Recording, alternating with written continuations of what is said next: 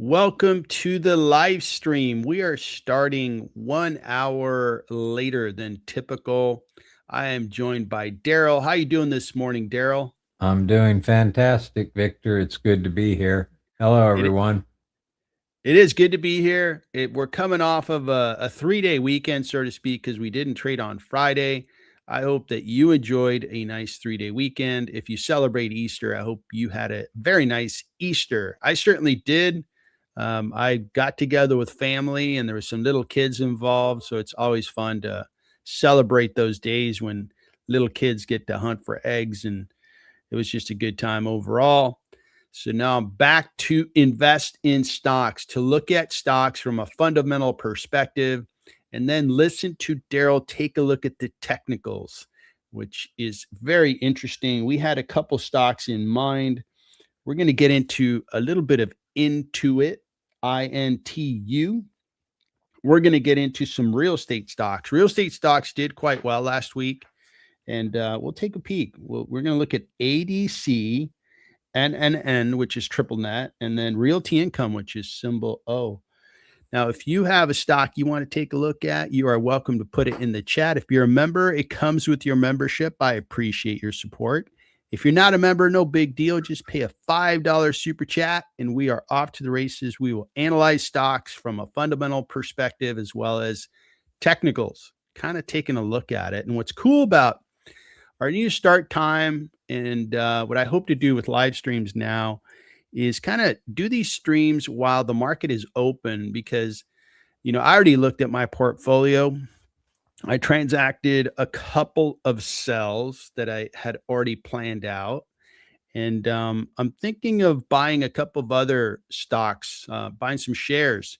Well, I imagine, you might want to kind of see somebody else's research on it. We never provide financial advice, but I'm sure you want to look at research, maybe cross your T's and dot your I's. Well, it's perfect. On this live stream, you can put that stock in the chat. We will beat it up. We will take a look at it and we will conclude our research with, does it look like a good investing idea or not? Are there some big threats that maybe you hadn't thought of, or maybe you did think of them? And all things have been considered on your part and makes you a better investor. So think about that. For now, let's take a look at the market. We've got a market that's going higher, which is interesting because we've got a conflict in the Middle East, and that's driven oil prices higher.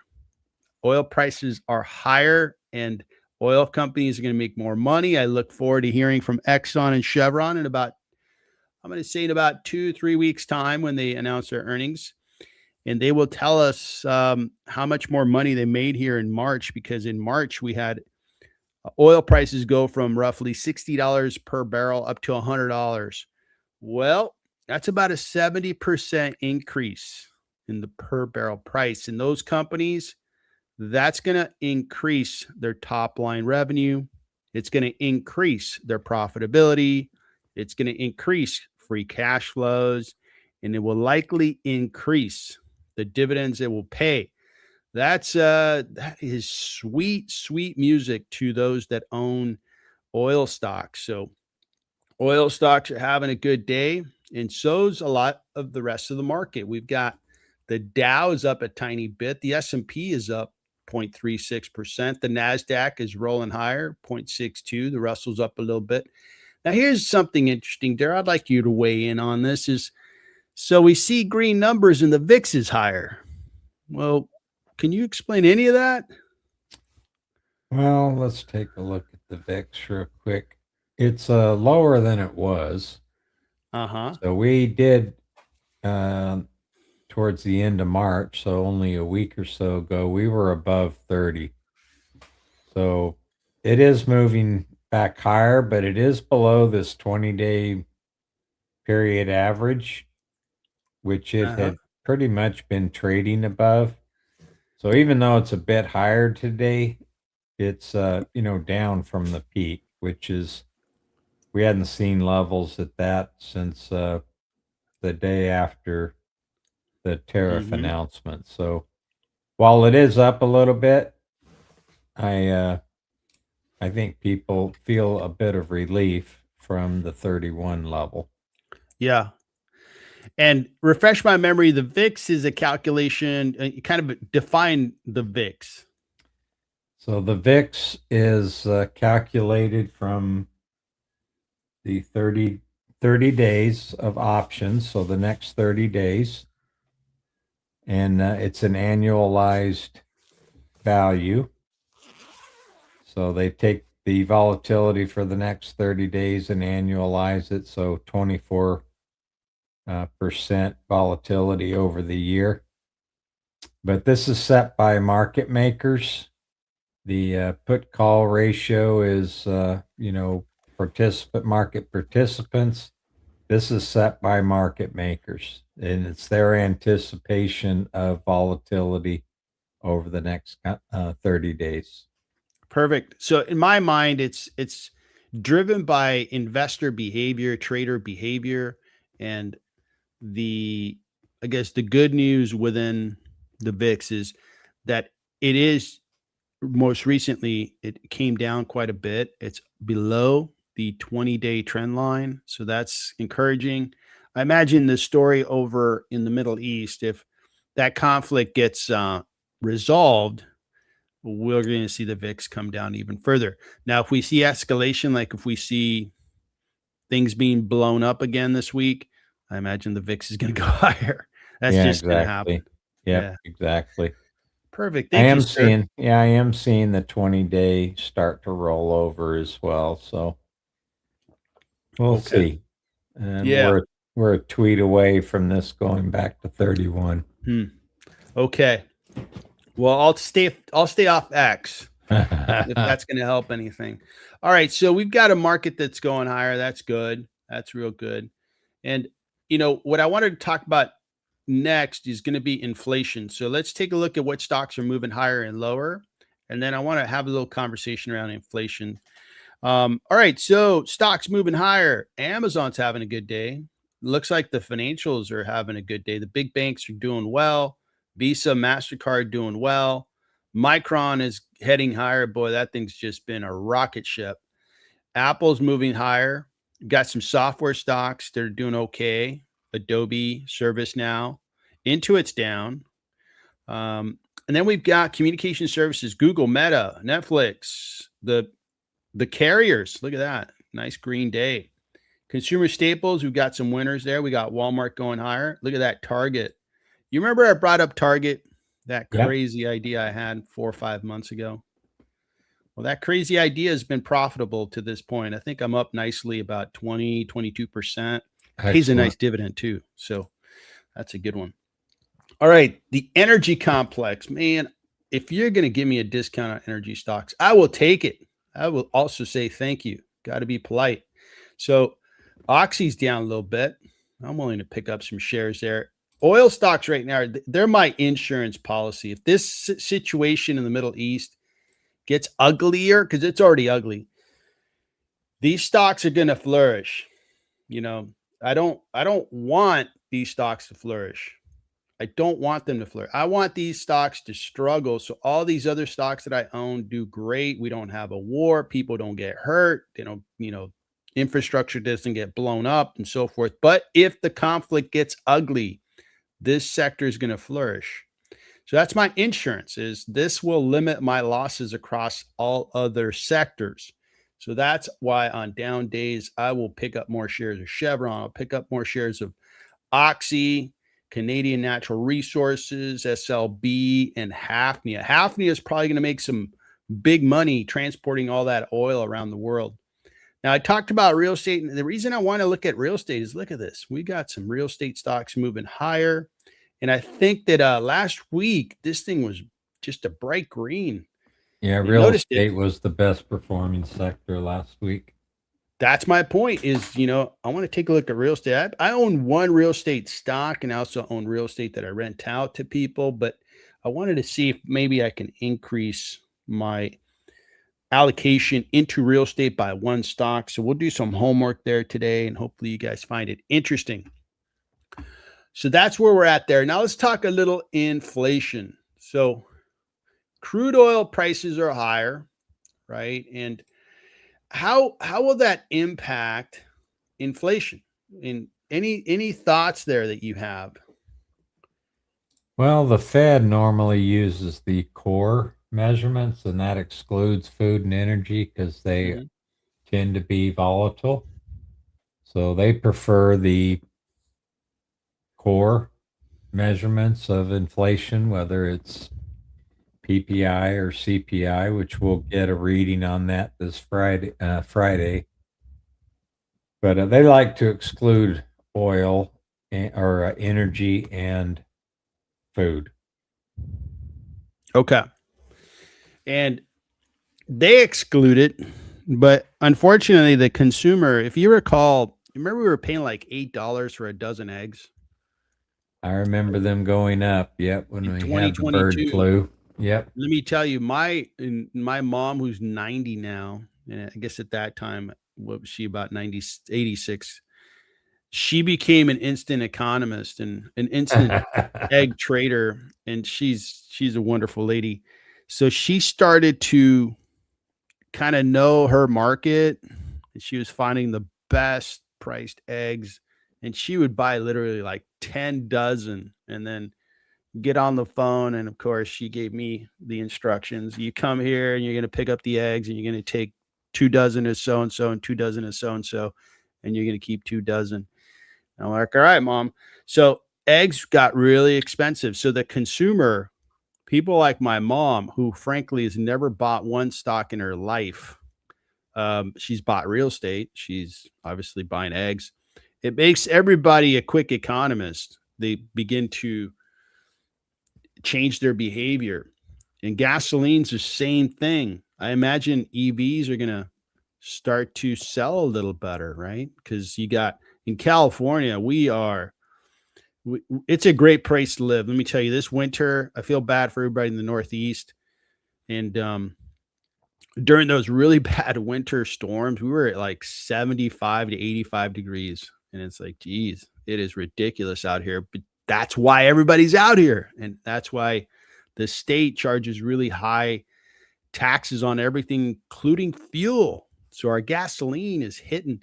I heard one story that somebody got to a gas station was paying $7 a gallon. Woohoo. I've been paying close to $6 a gallon, but I also own an EV. Guess what I'm driving most often these days? That EV. That EV is getting a lot of miles, and I think others will do the same. Now, one thing I wanted to come around to is inflation. Oil will impact inflation because the input cost, as an example, Amazon announced that there's going to be a 3% surcharge on deliveries to cover the increased oil. So everybody buys, geez, I buy so much stuff. My family, I should say, we buy so much stuff from Amazon, from simple products to, you know, uh, some essentials. It just seems like we're getting a couple deliveries a week, and I'm sure everybody feels the same way. And that 3%, that's 3%. The Amazon does over $600 billion annual revenue. 3% on that is $18 billion of a new cost. And it's not that the product got 3% bigger. It's not that the product got 3% better.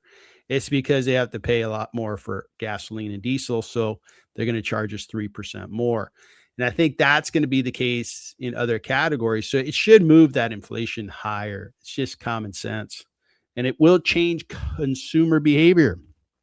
I think consumer behavior will change if we have elevated oil prices. Now, one thing I've noticed about oil prices, 2008, of course, we remember it because we had the subprime mortgage meltdown, which created just a big problem for that debt.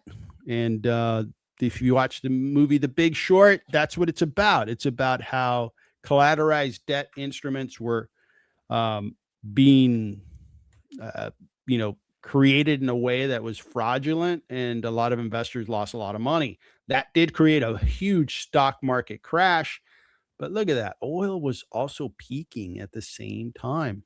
So it was a double punch there. It was like a combination from Mike Tyson in his prime, and it led to a horrible S&P performance going down 37%. But let's fast forward to 2018. We had elevated oil prices and we had a nice correction of 4%. More recently, 2022, Ukraine war. Well, that created some higher oil prices because Russia's a big producer of oil, and once they invaded Ukraine, it was there was a trade embargo, some type of a restriction on Russian oil. When you took that off the market, it elevated oil prices, and it created a situation where a combination of we have high oil prices and we had high stock prices, but there it is, high oil prices, market comes to back down, and and now we're dealing with a peak in oil prices. And so far, the S&P, and I did this yesterday, so I know that the S&P is up a little bit today. It's down 4%. And what I'm going to say is, I can't predict the future, can't do that at all, but I could pretty much expect that if we stay above $100 per barrel for like the next 7 months, there's no way I could expect the stock market to go higher. I would expect the stock market's going to go 10, 15% lower. That's my expectation. I could be wrong, but I'm just looking at it from a common sense perspective. High oil, it's high oil. We all have to pay it. Businesses have to pay it. Whether you're Union Pacific that puts a bunch of diesel in their trains and moves freight from one place to another. If you're moving a container ship from China to the west coast of the US, you're putting a bunch of, they call it heavy crude, or forgot what they call their oil. And just everywhere, it's everywhere. Products, plastics, all that kind of stuff. The input cost is going to go up. So that's one of the things that I'm keeping an eye on, because I think it's the number one variable that's going to impact 2026, obviously, right? For the last, call it 40 days, this has been the story. This has been the impact. And the longer we stay in this elevated oil price market, the more it's going to be a bad market, or not a bad market, but stock prices for growth stocks will decline, and investors will really appreciate the oil stocks, the real estate stocks, the safety stocks, the consumer staple stocks. So, any last thoughts on oil prices and inflation, Daryl? Nope, you pretty much nailed it, man. All right, so let's move on. Looks like we've got Anderson. Good to see you. How are you? I'm doing great, man. I am doing great. Good to see you. Thanks for showing up. And Ben 10, great to see you. I'm doing well. I had a nice Easter, by the way, Anderson. I hope you did the same. Man, the food was good yesterday. Kurt, good to see you, Kurt. Daryl, can you expand a bit on United Healthcare outlook? Look at that. All right. So we got a request to look at UNH, if you want to queue that up. And we can handle it now or later. You tell me when, but we're going to handle United Healthcare for our friend Kurt. Yeah, I can do it right now.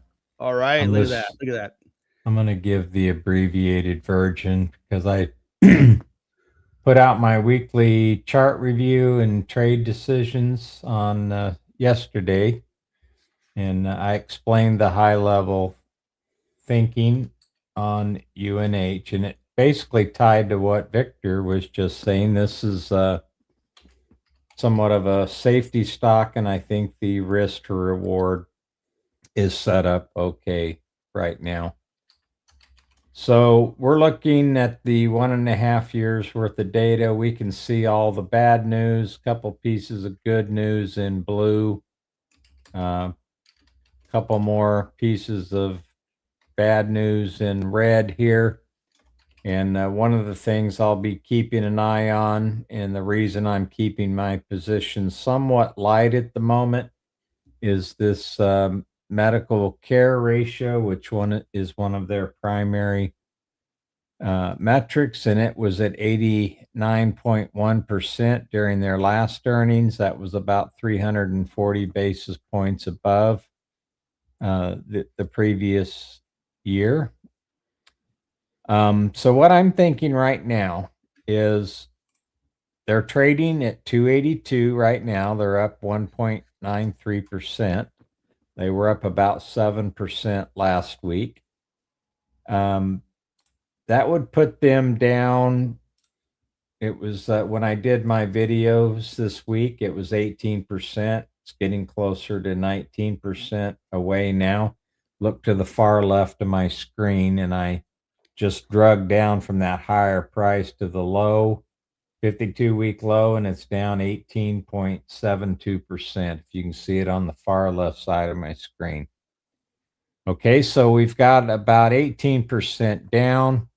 I think that they can recover back to pricing that we saw back in October and November, providing they can, through their AI initiatives and working on this ratio, if they can get that back down, 3% or so, then they'll be back up to these prices. But if we do the same activity that we just did, then we've got about a 37% upside. So that's a 2-to-1 ratio from the low back up to these levels that we saw in September and October. I don't think we're going back down to these lows. We've got two really good support levels here that are between about 260 and 270 or so. That's only about 3 to 6.5% downside with a 37% upside. They're paying a dividend yield of 3.13, which is much higher than is typical for them, their 5-year average. So I don't have, this isn't going to be a Google type returns that I'm expecting. But I think in a year like we're talking, so we're talking high oil prices, healthcare, I don't think uses a whole lot of oil, directly anyway. We have the midterm election year. I went over the seasonality data in both videos, one comparing UNH to the SPY, and in the video I did yesterday, I just looked at the SPY. So anyway, I think given the midterm elections, oil, and the potential for inflation, to me, this looks like a good setup. The risk reward is nice. They still have their issues that they have to work through, but this is to me, a comfortable stock to sit in if you're expecting a lot of volatility over the next 6 months, which I am. So that's why I decided to go ahead and get back into it. And I'm adding very slowly. I want to get to their first quarter report. That's going to be critical. And then if they do well there, then I'll start adding back to what I want portfolio weight wise in my portfolio. I'm not expecting them to go back to their all-time highs, but this level right here, I think, is pretty reasonable. So hopefully that helps, Kurt. If you want more details, look at my 2 videos that I did over the weekend. So I spent about 36 minutes on UNH alone in that one video. So Anderson is saying that he really appreciated the video. Great work. Excellent work. I Thank need to you. see that video, by the way. I saw your other video, but not this one. Yeah, thank you, Anderson. Nice work there. So I did it. Now, this is not a political channel. You guys know that. So, but I wanted from, hey, how's it going to affect stocks and how's it going to affect UNH? But what are the top like midterm election political topics? The affordability crisis and healthcare costs. Okay. So That's going to be talked about quite a bit. And United Healthcare will have to show how they're going to fit into that. Um, and we'll see what happens there. All right. So one thing I wanted to show is United Health. I am a holder of United Health stock. I feel fine with the stock. This thing's going to do well over time. The unemployment came out, I think it was Friday when we had the day off. So not a lot of people are aware of it, but the unemployment came out and it was actually a positive report. The jobs created number was better than expected. It was a good number. The number one category, healthcare. There were jobs created in healthcare. And to me, that shows that healthcare is going to be necessary, needed, whether the economy's good, the economy's bad, we're in a war, we're not in a war, we got high oil, we got low oil. It doesn't matter. We go to the doctor. If we have a need from a healthcare perspective, we go take care of that need. So that's kind of a pretty good resilient model. So I'm hoping that United Health, they certainly had a couple rough years, will begin to construct a really nice gain for investors. I like the stock. I think the company's well run.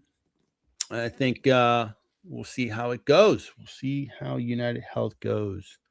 All right, so we And had I think they're spending about $1.5 billion on AI initiatives right now. So and let me kind of touch on that a little bit. When you think about Anthropic Claude Cowork, which is basically you're having these agents do tasks for an insurance company like United Health, this is going to reduce their cost. When you look at one of the metrics that you look at with an insurance company is their expense ratio. And if their expense ratio, and that's actually directed at the actual healthcare expense, right? Paying doctors, nurses, medicines, and all that good stuff. But the operation of United Health is going to be greatly improved by agentic AI. And it's not good news for people that work at corporate over at United Healthcare or maybe handling a bunch of jobs that, computers are going to handle in the future. And I would encourage you to. So reason I started with Claude Cowork is this is going to be the one right now. This is the leader for companies, right? Companies could either use Cowork or they can use, like if they use a big system like an Oracle or a Microsoft, you can look at those, agentic AI products. They're not as good, frankly. I'm familiar with both of them. Claude is the real deal for a corporate client. But for you and I, OpenClaw is a game changer, folks. This thing can do anything that I ask it to do on my computer. It's not running on this computer. This computer has a lot of sensitive data. You install it on a secondary computer that doesn't have sensitive data because this thing's so darn powerful. You don't want it to know your login and password to your brokerage account. You don't want it to know a bunch of sensitive data. So you put it on a secondary computer. But this thing is updating my Google Sheets. I'm going to have it do like 20 other things and it's going to free up my time. Well, it's evidence that agentic AI is super efficient. People can now have these agents working on their behalf, and it's almost like you have these coworkers that are robots. That's really how it feels. If you use OpenClaw initially, it kind of befriends you and you get to know it, it gets to know you. And it really does feel like a darn relationship. I'm not like a weirdo that's in love with machines, but I can tell you it's been a really, really cool experience to work with OpenClaw. And then once you get going, you get this thing going, you have it do tasks for you, and it's really magical. And that's how I would tell you, because you really do kind of you teach it almost like you're teaching another person. If you train somebody to do a job, you know that there's a little bit of trial and error involved. You tell them this is how you do the job, and then they try it and they get stuck or they do it a little bit wrong, and then you give them a little bit of feedback, and then they course correct, and maybe you go back and forth 3-4 times, and then they got it, and then they get better at it. It's exactly how OpenClaw works. So in that respect, it's very human-like, and it's super cool. And this is the fastest.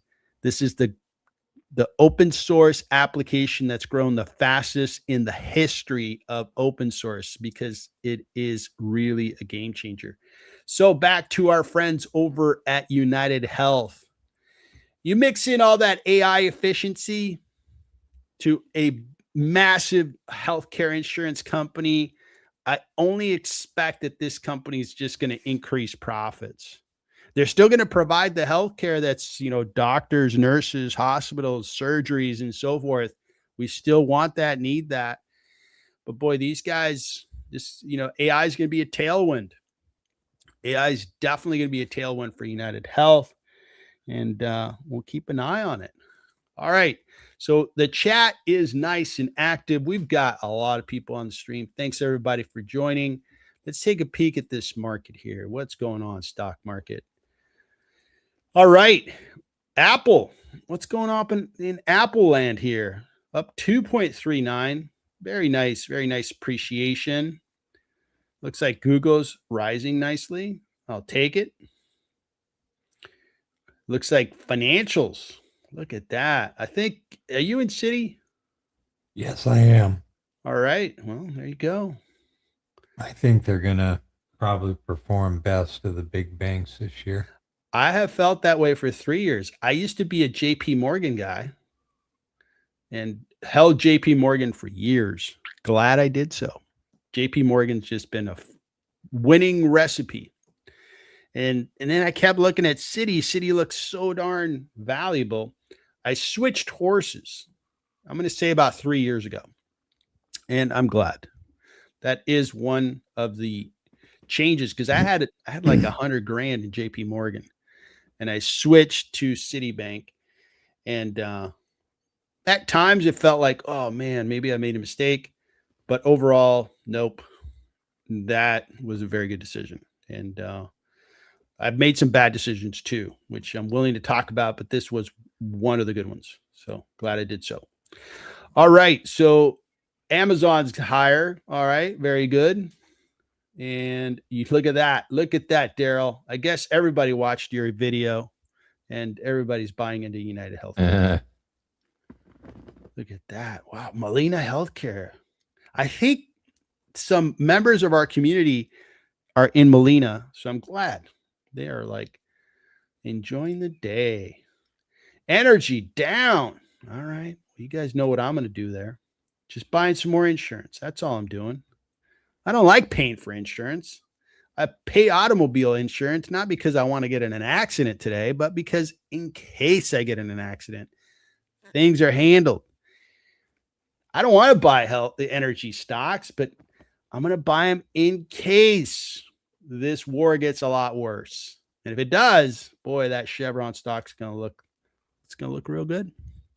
All right. So we are rocking on the stock market. Now, somebody brought up Dave, and I brought it up actually earlier. And I noticed that Dave was doing well today, and it was a response to SoFi. Anderson was talking about SoFi. No. Somebody else did. I think it was Ben 10. Sorry. I'm getting my... See, the chat confuses me. Sorry, guys. I think it was Ben 10 brought up SoFi. I'm like, yeah, SoFi is exciting. Dave was up quite a bit. And I think Kurt's a little nervous about how this thing's been trending lower. And I see his point. This thing is a really good growth stock. If you look at their revenue growth, that looks fantastic. They have good profitability and cash flow. And if we look at their forecasts, we've got 10 analysts saying, hey, this is what I think is going to happen. And they think it's going to grow by 26% this year, 17. Now, this is a new generation financial services company. And I like how they do business. These companies tend to do well because, I think that the banking industry and the financial services industry, it's the user experience, the customer experience is kind of lethargic. It's, administrative burdens and so forth. So when a new company comes out and says, "Hey, we want to give you a different experience," I think they have a chance to really be successful. Robinhood's a great example. Robinhood's come into a market and said, "Hey, zero cost trades. We're going to do this. We're going to have a UI that's really exceptional. It's very gamified, very pleasing to the user." And those things I think matter. And I think Dave, for those reasons, is an interesting stock for me. I own a tiny position. Now, I'd like to get your comments, if you wouldn't mind, on Dave and what you think the charts are looking like for this stock. Okay, so the way we've talked about this before, maybe 5 years is too much data here. We just want to look at these breakouts. So I've put boxes around consolidation periods, and then you get the breakout, you get a consolidation, you get a breakout. I could show you NVIDIA as well. They kind of follow the same pattern. So if you can catch it on a breakout, I mean, it's just going to cycle around a price when it's in this consolidation pattern. But when you can see these breakouts start to happen, so that's basically uh, when you have an RSI that's shooting from 40 to 60 in less than a couple of days. That's something to be looking at. When you get a PPO that's shooting almost vertical like this, you can catch that just about the time that you get an RSI of 50 and you get a crossover. That would be a really good time to get in. Let's look at this breakout.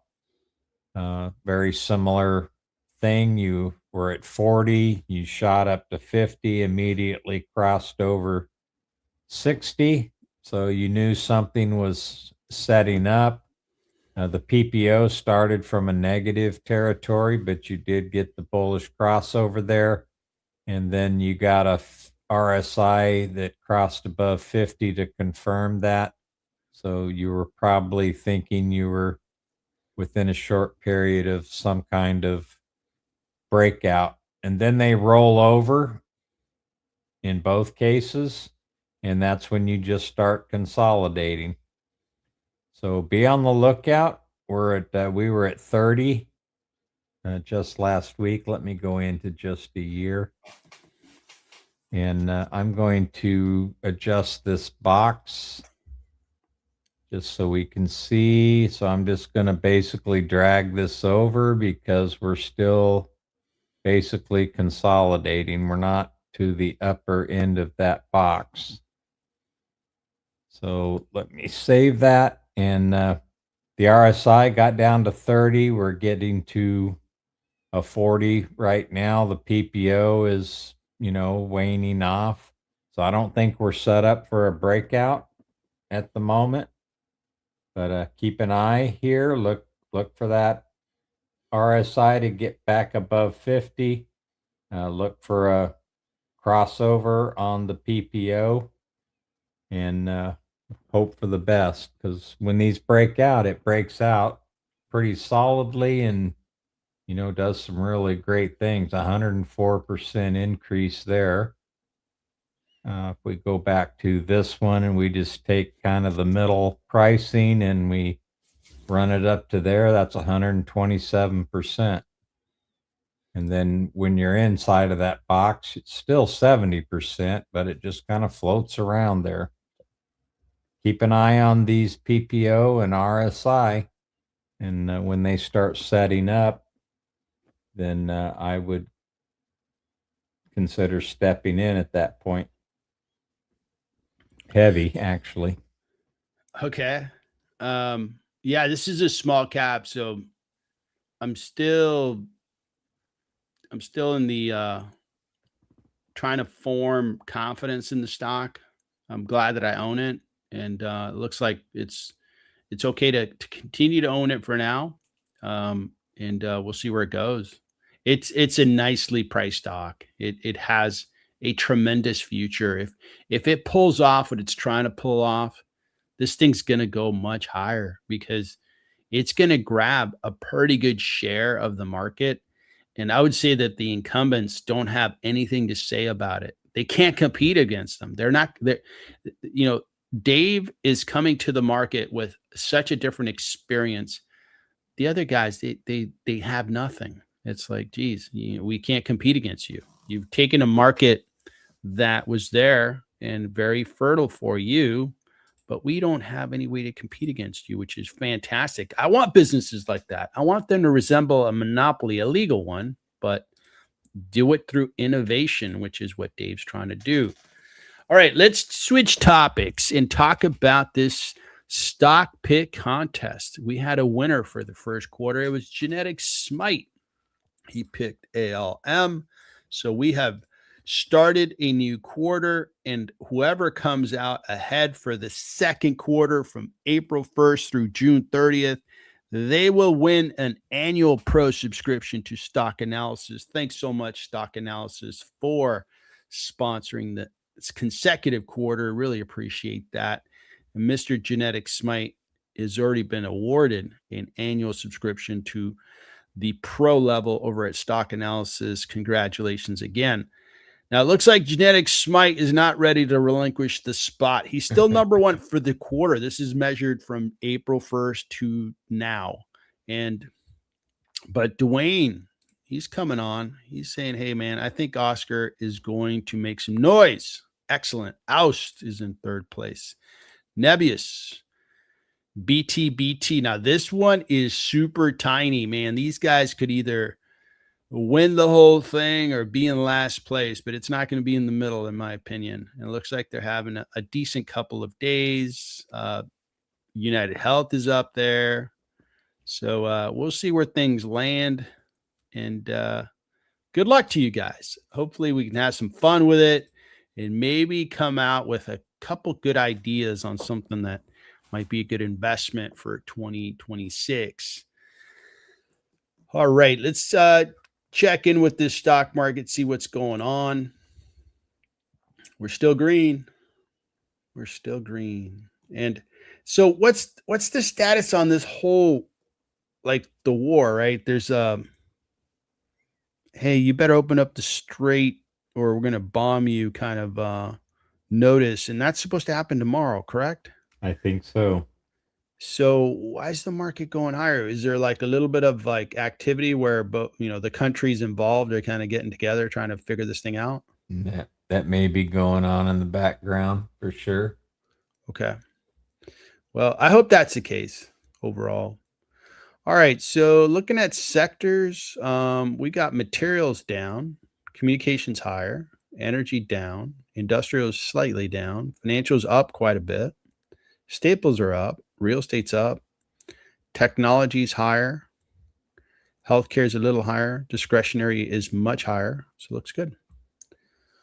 Okay, and one last peek at the heat map. Then we're going to go turn our attention to a couple of stocks that have been requested. BWXT. BWXT is going to be the next stock. Ricardo is tuning in. He wanted to take a look at those. Man, financials are having a good day. It is a good day in financials. And we've got the other areas look good as well. Like the consumer discretionary. This is one area that I'm a little nervous about, especially around travel and lodging.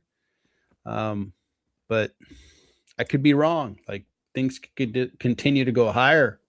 But I am nervous that, how many things can come up that are negatives, a war, high oil prices, potentially higher inflation, and people keep traveling. So looks like booking's having a good day. Airbnb's having a good day. The cruise lines are having a good day. All right, cool. All right, good to see you, Alex. So Trump's having a press conference at 1 p.m., I imagine Eastern. So, okay. Everybody buckle up because the market may move at 1 shortly after 1 p.m. Eastern. So we'll see what happens. All right. So our friend Ricardo wants to look at BWXT. And this is BWX Technologies, manufactures and sells nuclear components in the United States, Canada, and internationally. The company operates through two segments: government operations and commercial operations. This is an industrial, aerospace, and defense. So they're doing nuclear components. Nuclear has made a big rebound. Look at that, 217%. Nuclear for a long time, we had the 3 Mile Island incident in the 1970s, which was a big nuclear failure in Pennsylvania, central Pennsylvania. That scared a lot of people. Of course, we had Chernobyl in Russia, or we didn't have it, but it happened. And that obviously was like a horrible situation. More recently, we had in Japan, we had an earthquake, we had a tsunami. The tsunami caused the pumps to the power generating equipment that would filter or flow water into the reactors fail, and that created an incident. So those things, create fear around nuclear. But I think the data centers are like, hey, we need nuclear. We need nuclear for these data centers. These data centers are going to use massive amounts of power, and they're willing to, work within the nuclear, establishment. Now, one thing about nuclear is like the Navy has successfully used nuclear, but I think the Navy doesn't really care how much it costs, and they're safe around it. Where industry, they do care about cost. You can't spend too much on power, because if you're spending, 5-10 times more money on nuclear versus the other methods, which are burning coal or burning natural gas or solar, wind, and so forth, it's just not going to be viable, because private companies would just buy the lower cost energy. But these guys are a $20 billion market cap company. They have a high PE, and the dividend is low. They have been growing nicely, 18% growth. Most recent quarter looks good. So the growth looks really good. And looking at this company, how's their gross? See, the gross profits, and it's a low ceiling. Their gross profits 23. Okay, and you can look at other industries where the gross profits 85, 75. That's a high ceiling. This one's a low ceiling, and they do make good profit. And a part of that is government, right? With governments, you have cost plus contracts. So you're not allowed to, hey, we're going to charge you, 80% gross margins. Nope. They're like, the good news is you're going to make money, but you're not going to make a lot of money. And that is what the industry has. The free cash flow margin is 9.23%. So these are good numbers. These are good numbers, but they're not fantastic numbers. And when we look at their forecast, the growth this year is supposed to be the best growth they've had in the 8 to 10 years I'm looking at here. And the growth is going to continue, but it's not going to be as fantastic as it's looking like this year. So this is one thing to consider: is the stock is up quite a bit, and the growth isn't going to be as exciting. The PE ratio is much higher. Now, if there's any kind of pause, slow down to the data center build out, this stock's going to get crushed. If we keep going on the data center build out, this stock's going to continue to be in demand, because the nuclear power idea continues to have a lot of support, a lot of interest. So that's what I'm expecting high level. Let me kick it over to Daryl. I'll see if I have a valuation on this stock, or we can create one. Okay, so first thing I did was just went back 5 years, see if we could find an auto support resistance to see where they kind of quiesce around. Then I jumped back to 10 years. And from 2018 all the way to 2023, they traded within a range. But then basically, when I look at a lot of these utilities or technologies associated with this theme, you can almost bet that in September, when OpenAI was announced, you can almost bet that the stock started increasing about that time. So I knew nothing about this company 3 minutes ago, but here we are, September, October, and that's when the price started shooting up. So let's go into a year now that we know why this line is here. So they jumped up above that back. I suspect this was probably earnings. I see a dividend was paid shortly after, so I'm suspecting this is a earnings date. They were up 17%. And then they traded above that level, traded at the auto support resistance line for a month and a half. And then we had candles that generated 3 white soldiers, they call these. So you can see there are 3 candles that are not filled, means it opened higher than the previous day and closed higher on that day, higher than it opened. So you get 3 white candles. And just so I can show you, here's a whole bunch of examples of candle patterns, and here's the 3 white soldiers, and that is a bullish pattern. So not only did we see one, we had a red candle and then a black candle, and then we had 3 more white soldiers. So if you'd have bought after this one right there, then you would have been up. Oh, it's only about 7%, but still, that's a pretty strong bullish pattern there. After they reached their highs here, they've been trading sideways. We do have a 20-day that, let me go to just maybe 6 months so we can see a little better. Yeah, so the 21 day is increasing. It is above the 50-day, which had been increasing and looks to be leveling out a bit. The 200-day is still increasing, so those 3 moving averages are in the correct order. We haven't really been able to break above a 60 RSI since about the 3rd of February. We did have a break above 60 back when that first 3 white soldier pattern was created.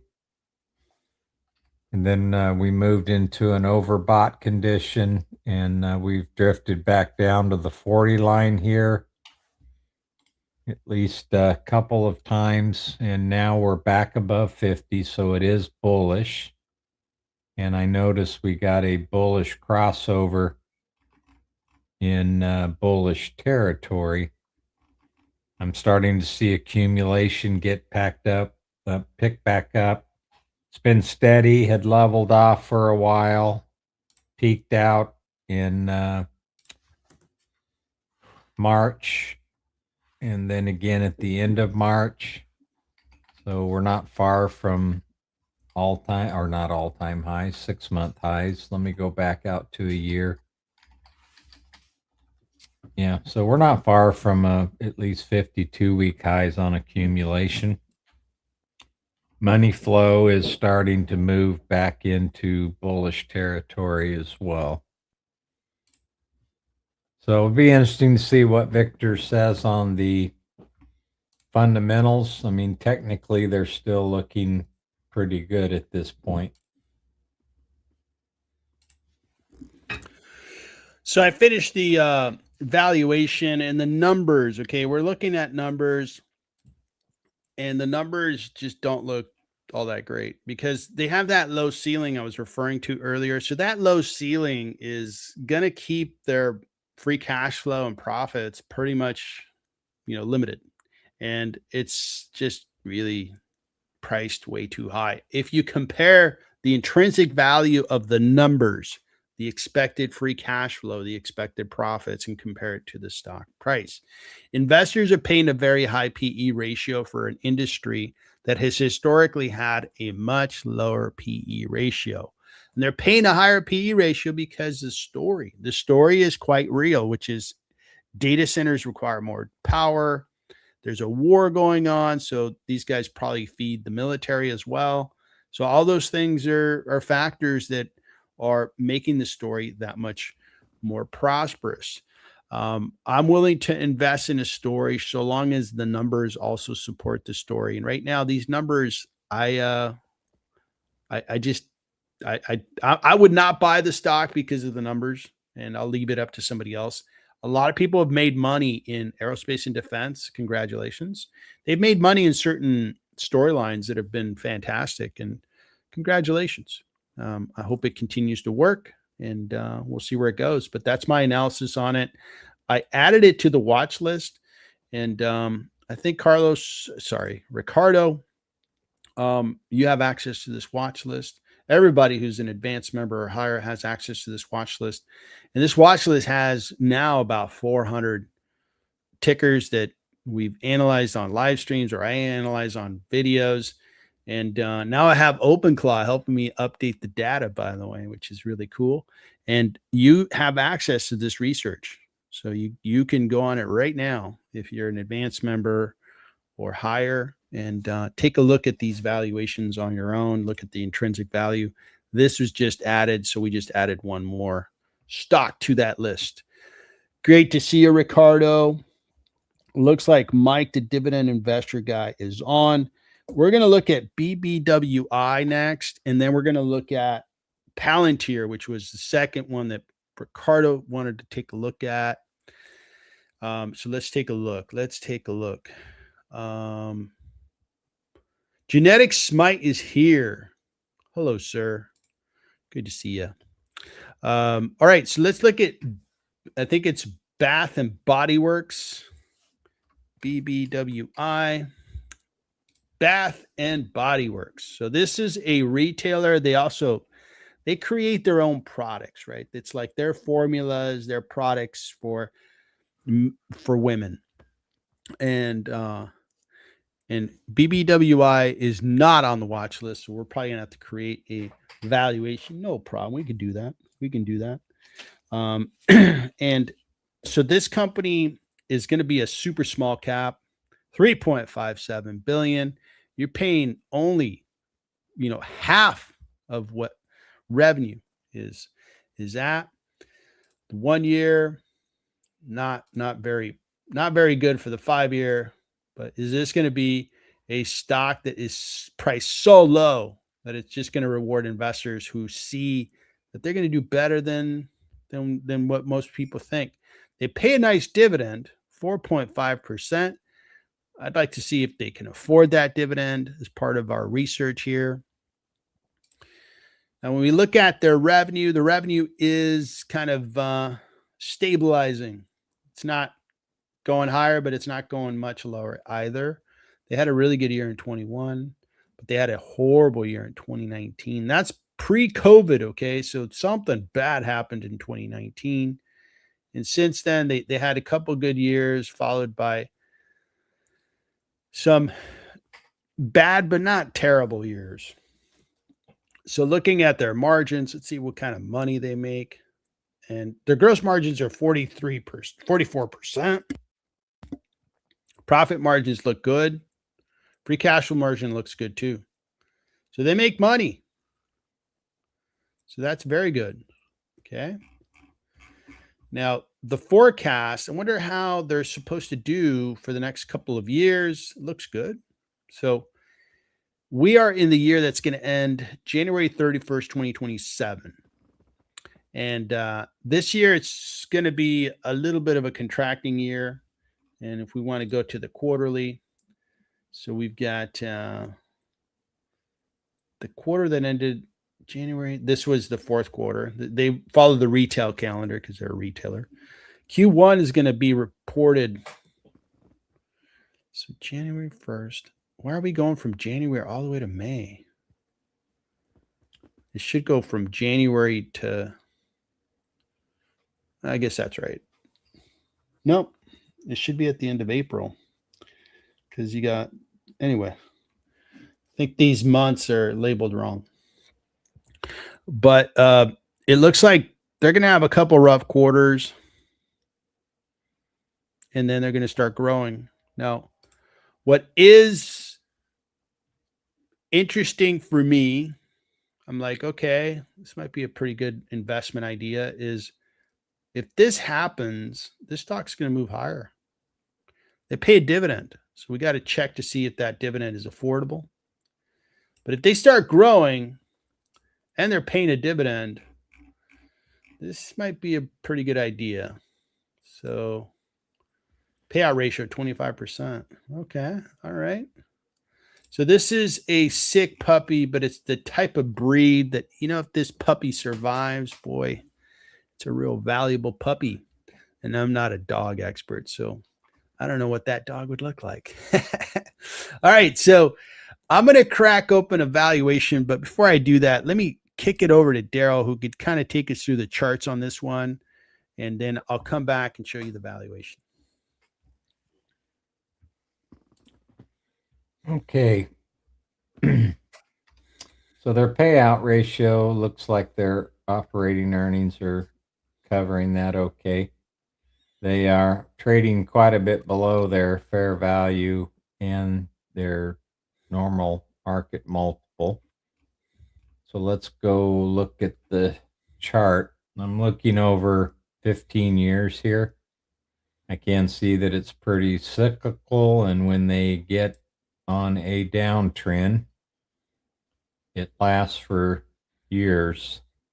So 2021, they've been declining. Here it started in 2015 and went all the way to COVID. So they're pretty cyclical, and the cycle looks to be pretty long. So we are maybe near a bottom of a cycle. So I don't know that. I don't really follow retailers like this. Consumer discretionary has me a bit spooked this year, so I would be careful with that. So all of the moving averages are in the wrong order. As recently as November, they took a 25% drop. And then the next day was another 5%. So 30% drop. And they're not trading much above that right now. The RSI is back down to 40. They did get down to 30. Let's see, on the 27th of March. PPO is in bearish territory. Accumulation is near a 52-week low. Money flow is negative. So I don't know about this one.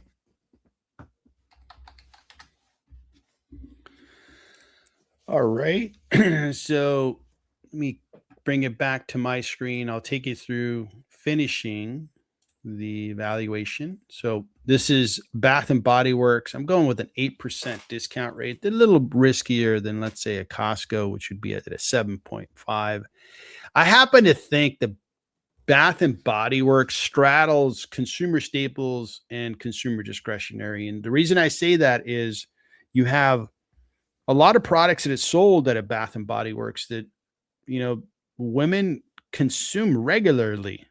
They they will buy, you know, shampoos and, you know, skin treatments and all kinds of stuff there. And if we're in a bad economy, they're going to keep going back to the store and buying their skin treatment because it's not like the most expensive store that you're going to come across. It's not like you're going to, and I'm not a cosmetics guy, but you're not going to like to the big expensive store. You're going to a store that has a lot of products that I believe don't have chemicals or try to shy away from like chemicals that could be harmful to one's body. So I happen to think this one's not as like risky as like a luxury item retailer. So that's one of the things that I would say out there. Now, I'm going to go with a just looking at their free cash flow for this year. I'm not growing it because they're supposed to be contracting a little bit. So we'll just go with the trailing 12 months.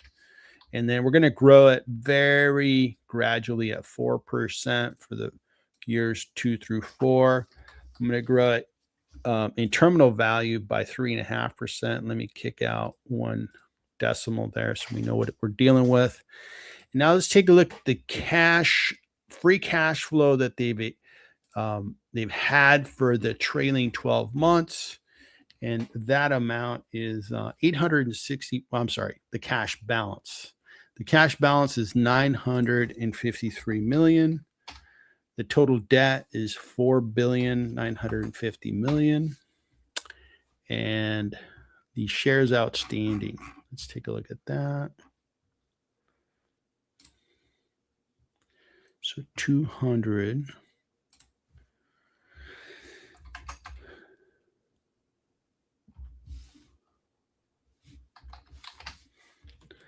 All right. So those numbers, the numbers have a much higher intrinsic value compared to the current stock price. The numbers, and you've seen the stock price come down, right?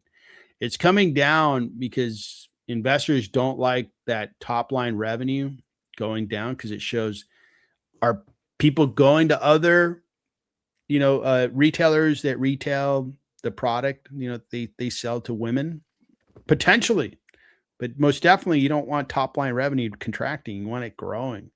Now, if they start growing, investors are going to flip. They're going to be like, hey, wait, these guys are going to grow. I'm interested.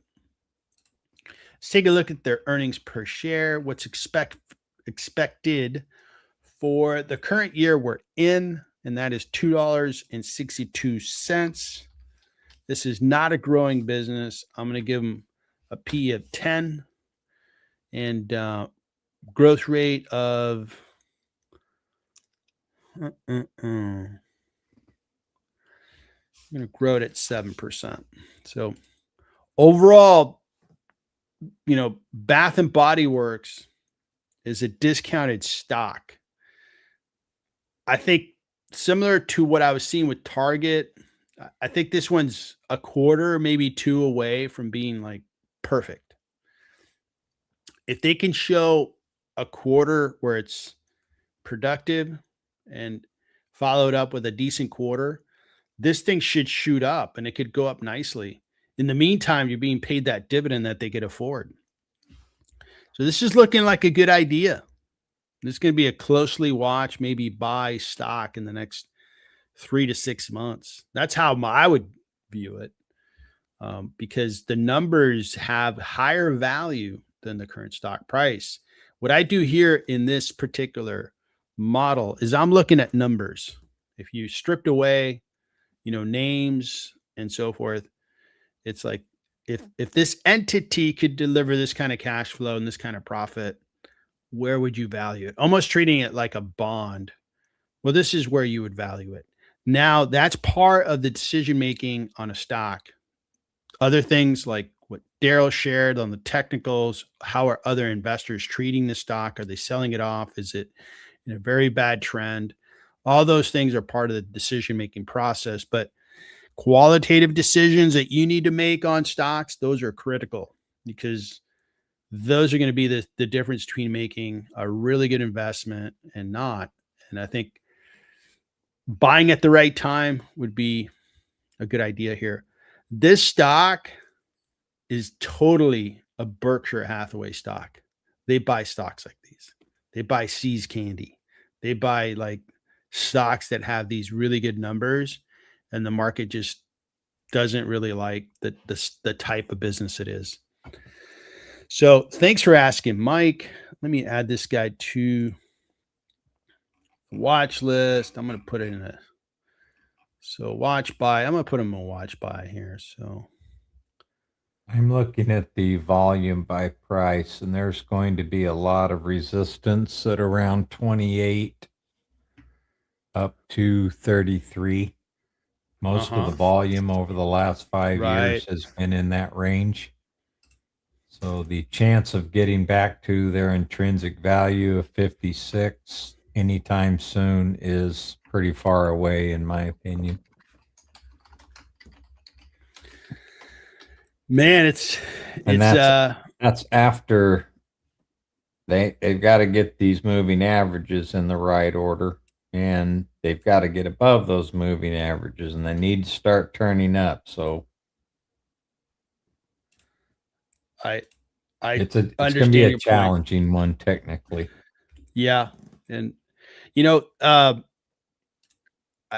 cannot argue. I think everything you're sharing is very rational. Everything you're saying makes total sense to me. But making money on stocks is about, at times, you take a position where you think the market's wrong.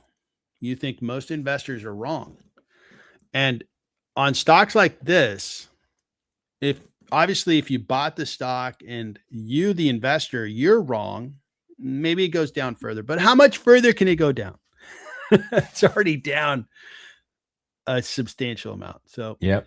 Can only go down to zero, right? So, but put a period on that. But what if the investor is right? And 3 months from now, some of the investors begin to see it.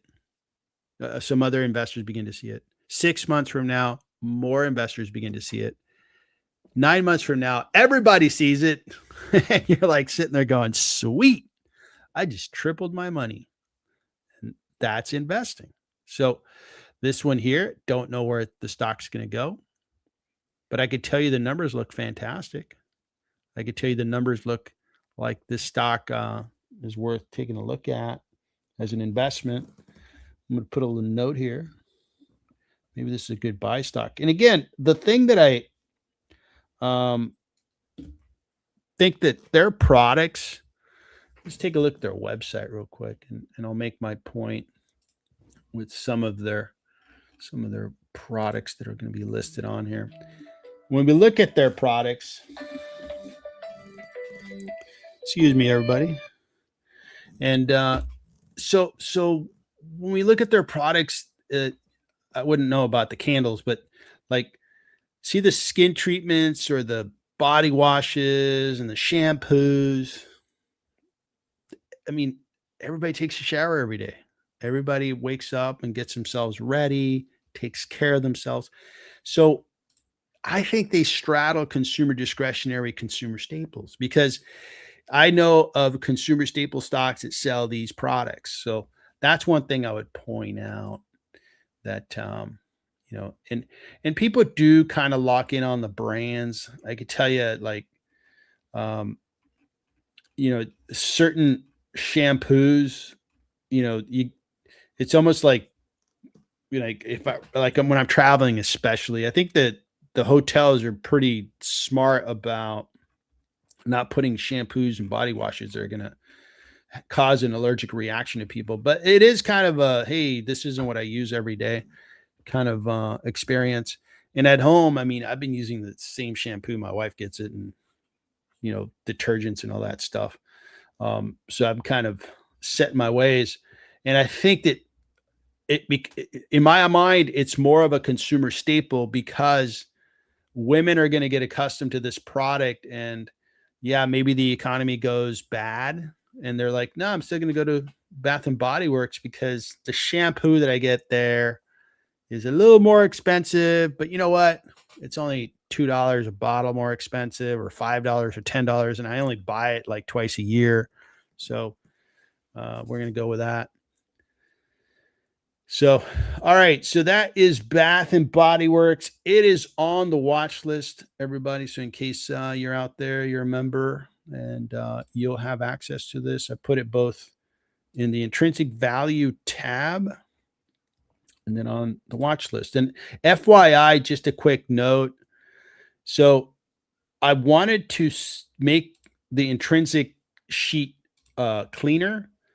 So most stocks I value using a discounted free cash flow model, which you're seeing here, and discounting earnings per share, and then blending the two, where 2/3 of the valuation comes from discounted free cash flows, 1/3 from earnings per share, and then you blend it there.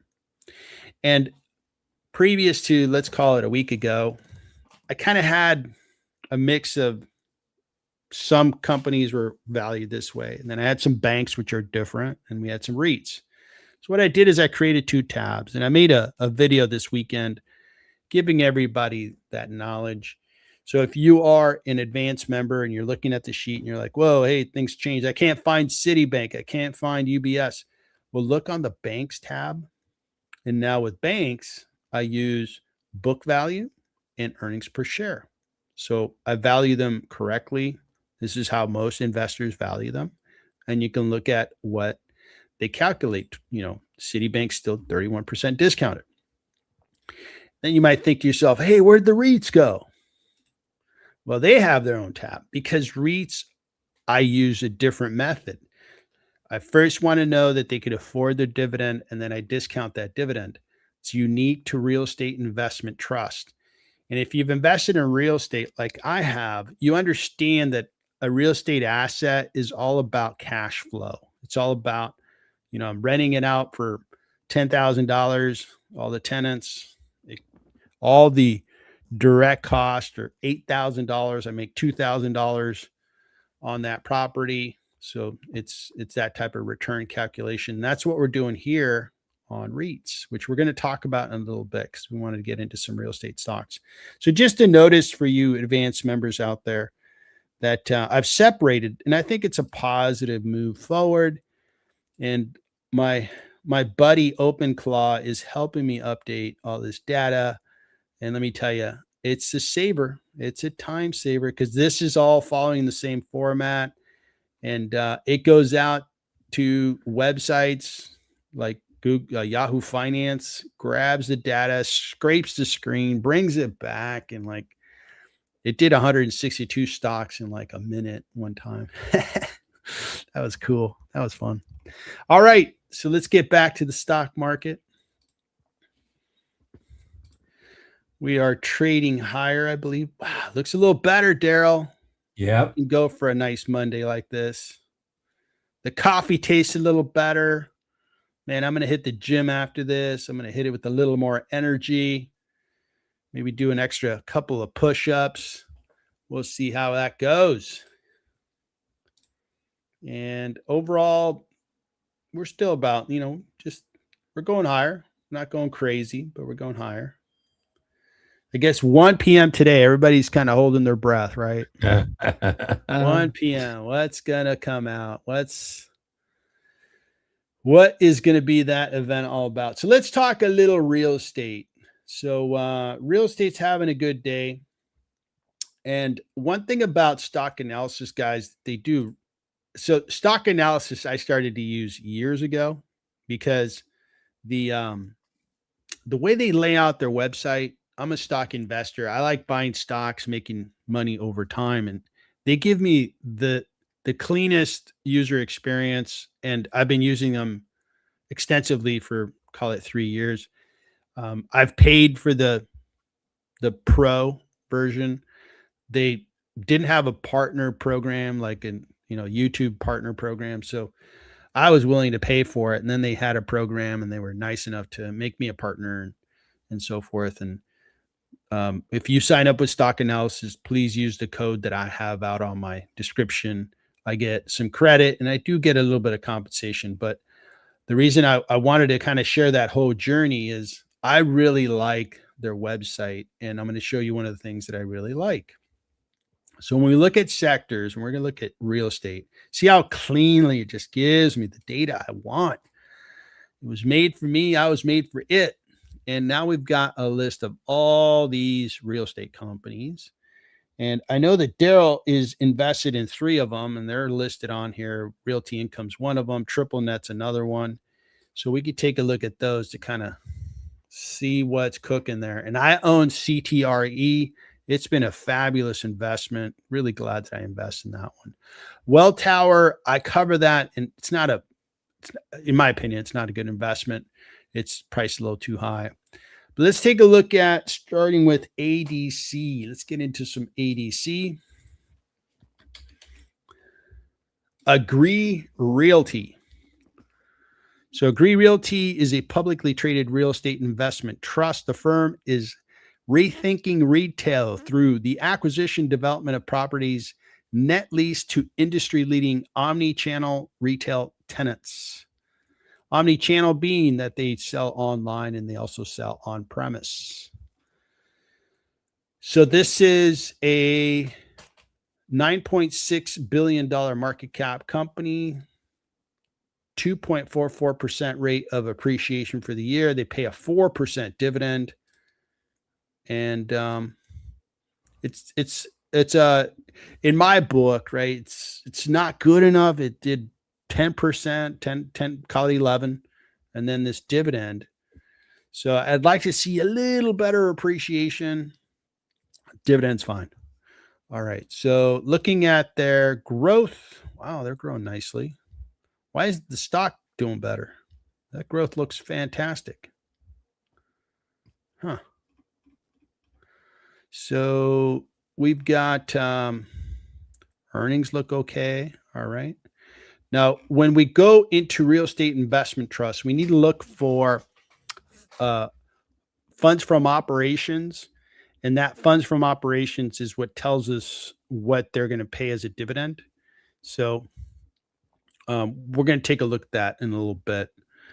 Okay, so we got that. We're not going to look at the balance sheet. Usually, real estate investment trusts need to use debt to buy these properties, and then they make money off the income from these properties. So let me kick it over to Daryl, and I'll see if I have Agree Realty in my valuations. If not, I'll create one. Over to you, Daryl. Okay, there was something that I wanted to add here. So let me go to this chart. The 10-year treasury rate is very important to watch for these REITs. So let me add that for you. So I select price, and what I want to look at is the U.S. Treasury 10-year. And then I want to add a simple moving average, and I want to look at basically 200 days, and I usually color my 200-day moving average red.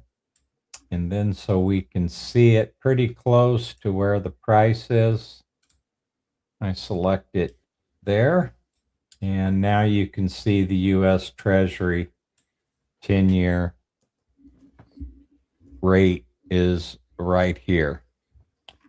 And one of the things that you'll see is when they started going up in price here recently, notice that the 10-year treasury was dropping. And when they started their decrease, notice the 10-year started to increase. Now we're starting to, come back down a little bit, and the price has moved back up.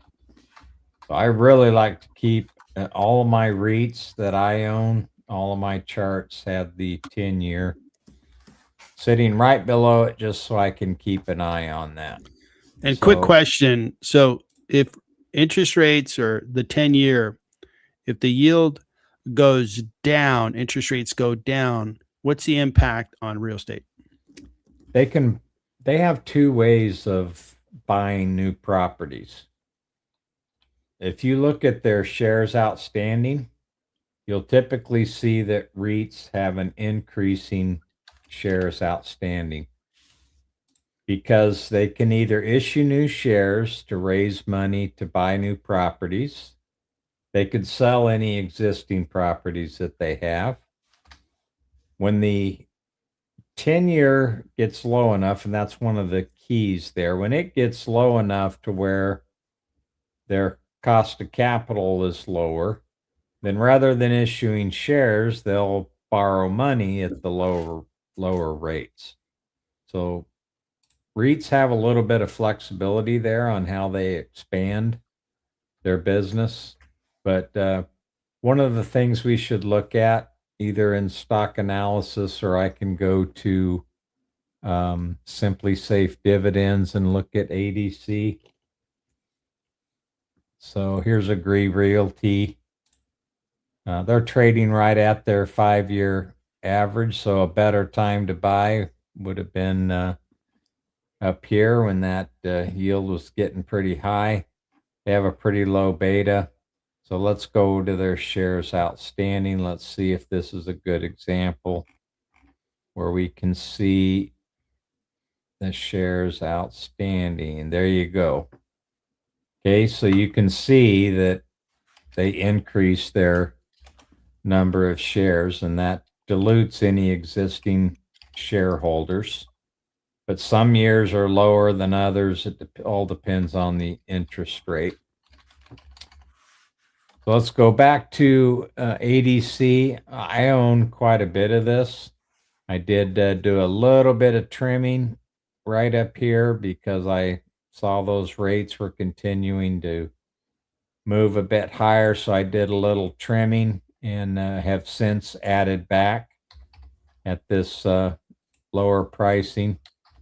Right now, they're currently trading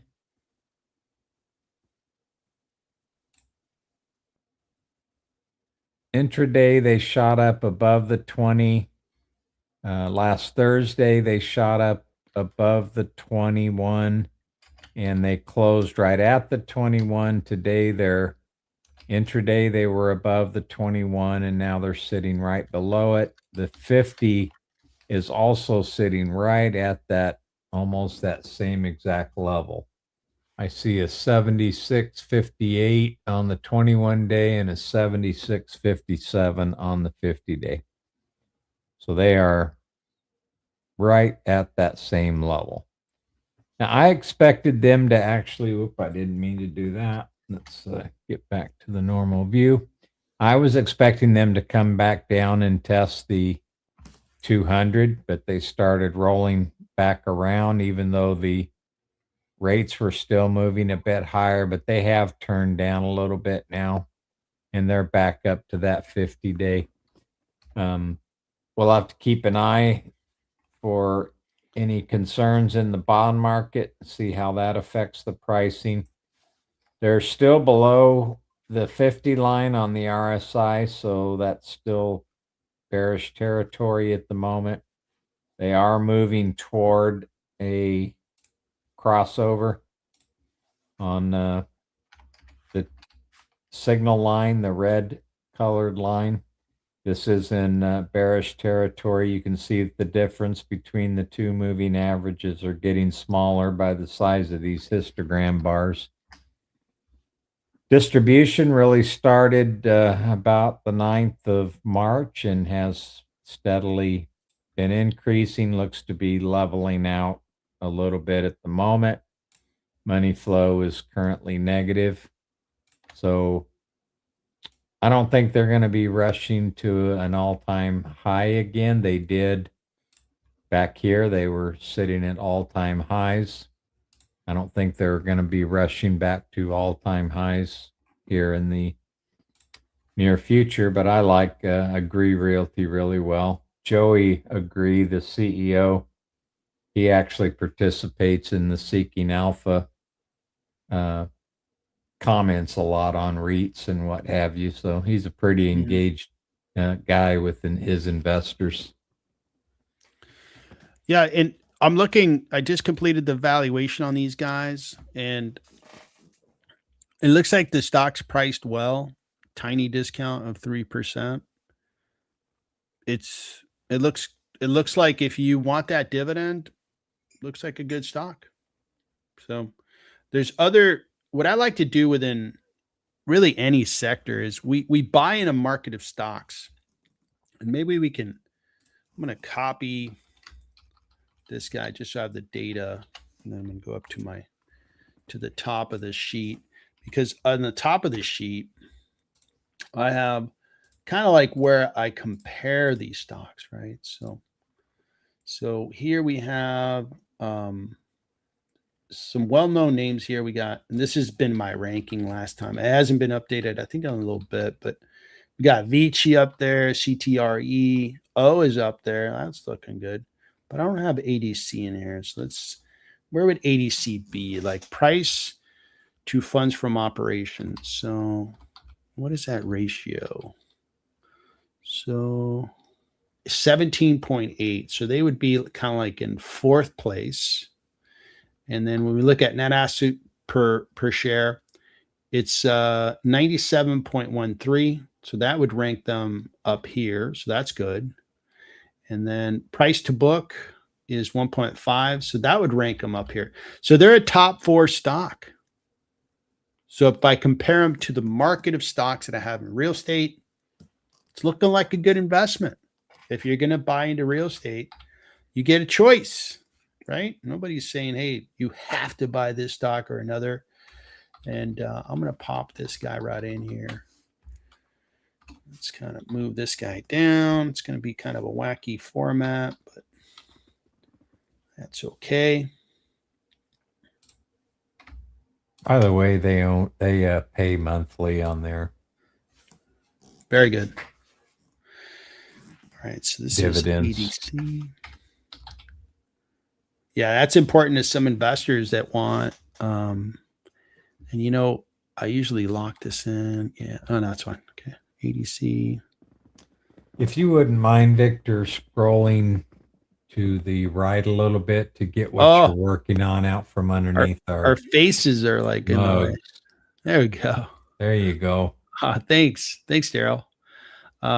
Okay, so the price to funds from operations 17.8. Net asset value 97.13. And then price to book 1.53. So this one, I mean, I could argue it's either number 3. It's got some numbers that look pretty darn good. This number is the third best. This number is the second best. So that number looks good. I got the wrong green there. And this number looks good. So it's got some good numbers there compared to the options we have in real estate. It's looking like a good stock. And then price to funds from operations, it's in fourth place. But you see that it's got a very respectable position. And and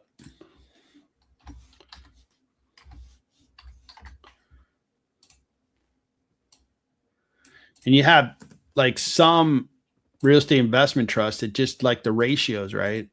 They're just not good. So I try to stay up here. ADC is looking good. So that's ADC. Let's go over to O. O is looking good. O is up here. Price to book is one of the lowest, second lowest. Rank is number 3. The net asset value, not quite as good as ADC, but it's decent. And then the price to FFO is third best. This is a good looking stock as well. And I think they pay monthly, right? Yes, so their trademark is the monthly payer. Yeah, they've been that company that I'm familiar with. So that is O, Realty Income.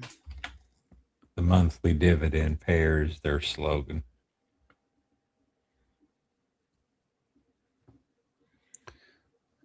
See, this is a little more like it.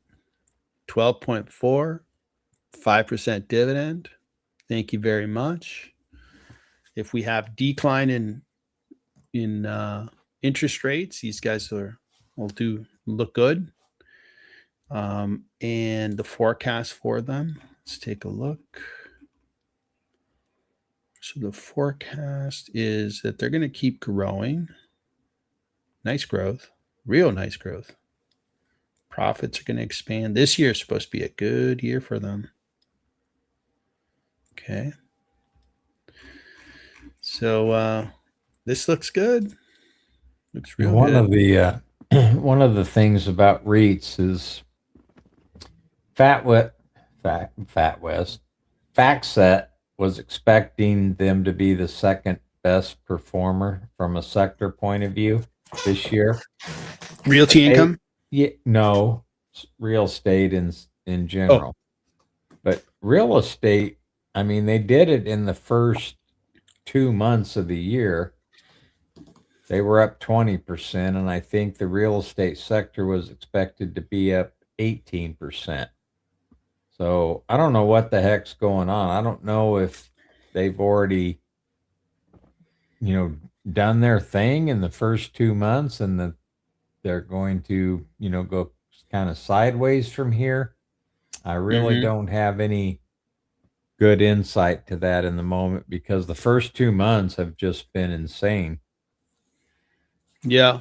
So this one year to date, 10%. You want to share the charts on Realty Income?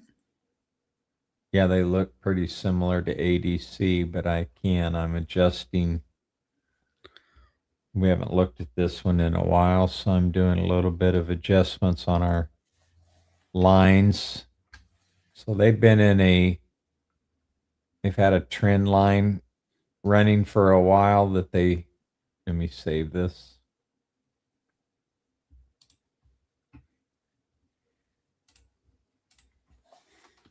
So they've had a trend line. I think that started pretty much at the end of last year, the beginning of this year, actually.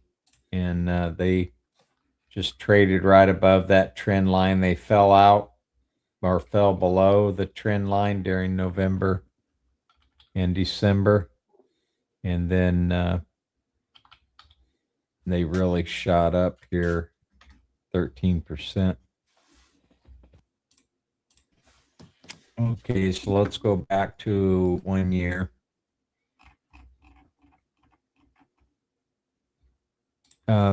Pretty similar. The 21 day is actually below the 50, where with ADC, they were almost the exact same value. With Realty Income, it actually crossed below it on about the 25th of March. And they are trading, it looks like almost exactly similar to ADC, where intraday last Thursday, they went up above and then closed right at the 20.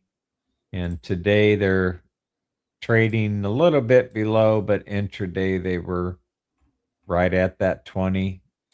We're getting a little bit of curvature here. So this 21 day, if they can, cross above that, then it would start moving a bit higher. RSI, they're in almost the same exact position as ADC, slightly below the 50 line, so it's considered bearish.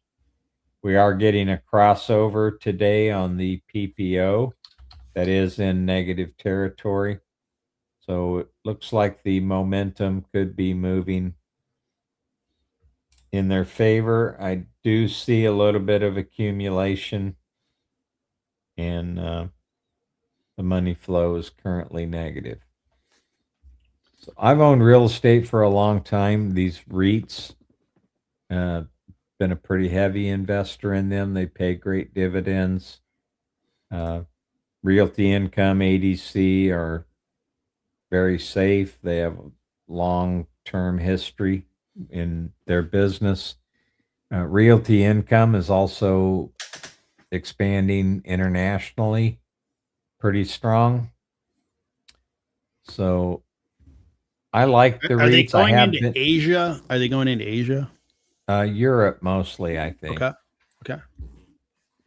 So I've actually reduced my holdings because as I transition to Social Security, I can be a little more aggressive.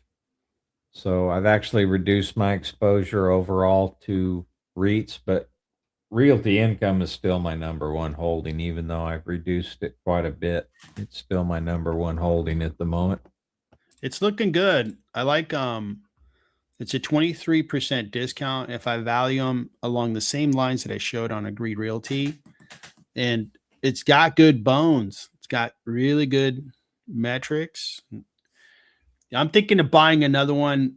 I have CTRE, excellent, and I'm thinking of buying a second real estate stock, and this one's looking good. This one might be a contender. Now, another stock that's come up is VICI, Yep. and VICI, the big picture scares me. What's the big picture? What am I talking about? So, of course, VICI does real estate for mainly casinos, gaming.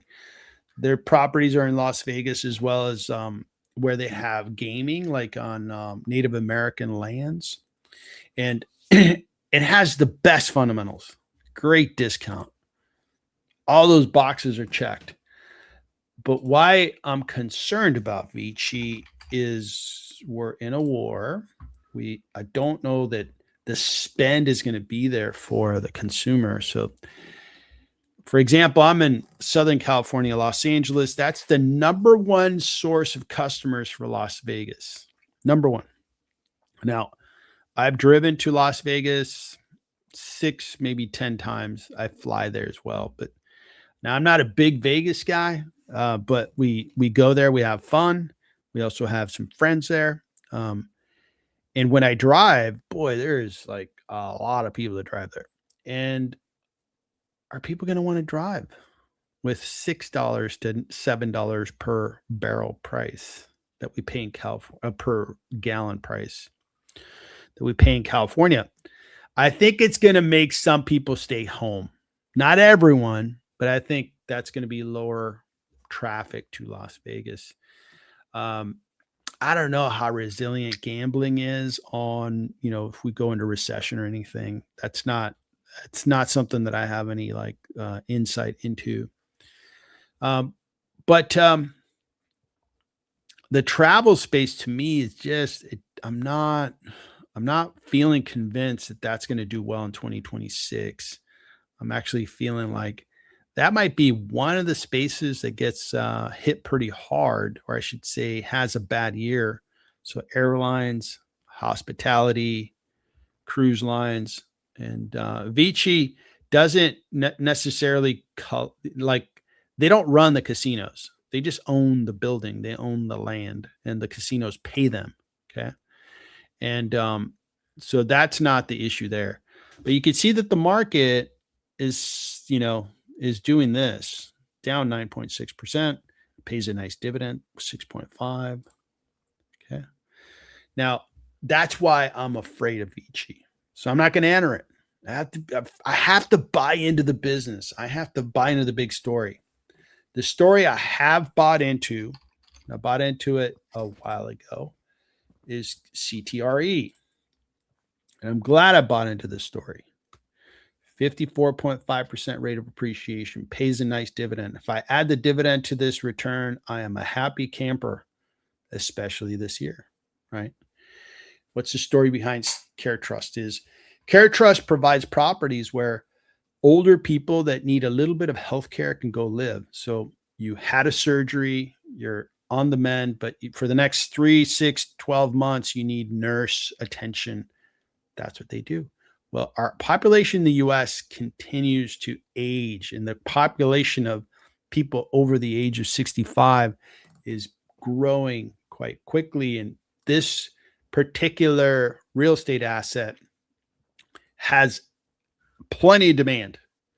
So that's why I buy into this story, and I'm not buying into the Vici story. So that's why I invest in this one. I've been in and out of Vici, and right now I'm out. I don't want to go back in for the time being. That's my outlook on those. And this one here has been just a fantastic stock. And I don't want to buy a second one that's in this space. I think is it what's their main competitor? Well Tower is also in the same space, but I like this one because it's smaller, really well run. Their properties are really good. So I'm going to stay in CTRE, and I'm going to pick another real estate stock to start buying into. So we kicked around real estate. Really good conversation. Thank you, sir. Let's get back into what's going on in the stock market. Good chat, everybody. Looks like VICI came up, CTRE. It looks like Alex is making a comment on. So VICI looks interesting. I agree. The numbers on VICI look fantastic. It was ranked number 1 on my spreadsheet. But as stock investing, there's qualitative, the numbers, there's qualitative, which is the quantitative versus qualitative. The qualitative aspects is, looking at the gaming industry. Do I expect that's going to do well, or it's possibly going to do poorly this year? And I'm probably more on it could do poorly. I don't want to get caught, kind of owning something that the surrounding environment is not looking good. That's how I feel about gaming. So I'm going to stay out of it. I'm going to follow my analysis and invest where I think I ought to be going. So that's my intent there. Let's take a peek here of the stock market. Things are still kind of like where we were before. Looks like Oracle's under some pressure. Looks like Tesla's under some pressure. Oh, we didn't talk about Intuit. Geez, what's going on at Intuit? You have time to talk about Intuit? Yep.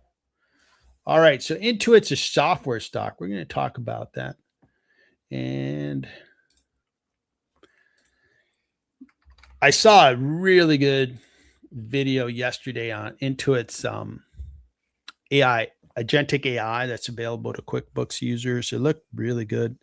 Of course, the video is kind of produced by Intuit, so you got to be careful. I just stopped working at Oracle last week, and I could tell you that if you go on the Oracle website and you go, oh, here's the agentic AI products that Oracle offers, and they look fantastic. How many of those products does Oracle themselves use? Very little, very little. How many do the customers use? Not much. They're not, obviously, marketing and sales, they kind of paint the picture like, wow, it's fantastic. And then the reality is much lower than what they're promoting. So, but I did see that they have an agentic AI strategy. Now, the whole story on Intuit is, or I should say, why is the stock down 26%? Is agentic AI, like I was telling you about OpenAI. OpenAI is going and updating my spreadsheet. Well, I could do the same thing for your financials. So Intuit is for small businesses. So they have, I'm going to call it 3 categories of products. First, QuickBooks does the accounting for small businesses. TurboTax, tax software. And then the third being MailChimp does email marketing. All 3 categories are going to be impacted by agentic AI. The question will be, can Intuit be can they